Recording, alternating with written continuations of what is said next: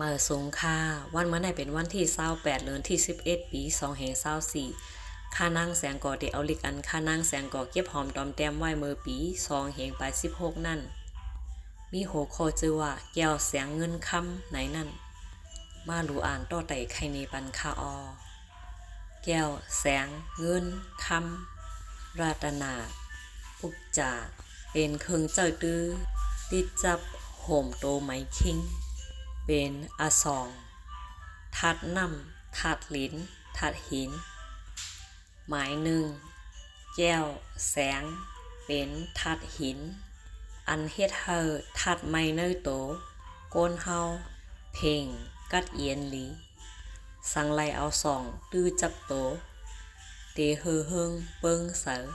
เมินสีเงาแก้วแสงนั่นคะหมายสองเงินถาดเงินเตมีถาด3 ปา 1. ถาดน้ำ 2. ถาดลิ้น 3. ถาดเล็กอันเฮ็ดเฮอถาดในโตก้นเฮากัดจืนเสอหลีสังไลเอา2ตื้อจับโตเตจืนจางป่างเสอเหมือนสีเงาเงินนั่นคะหมาย3คำถาดคำเตมีถาด2 ปา 1. ถาดน้ำ 2. ถาดลิ้นอันเฮ็ดเฮอถาดในโตก้นเฮาลองกัดแลลองไม่เพ่งเป้งกันหลีสังไลเอา2ตื้อจับโต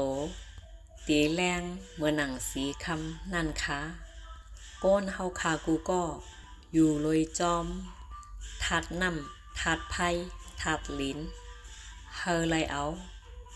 ราตนาแก้วแสงเงินคำมาหอยตื้อเป็นอสองเป็นเครื่องตื้อหลีคายเอาอ่อนกันกว่าเยี่ยมด้วยลายมือจางเงินจางคำมือก่อนจอมกันคา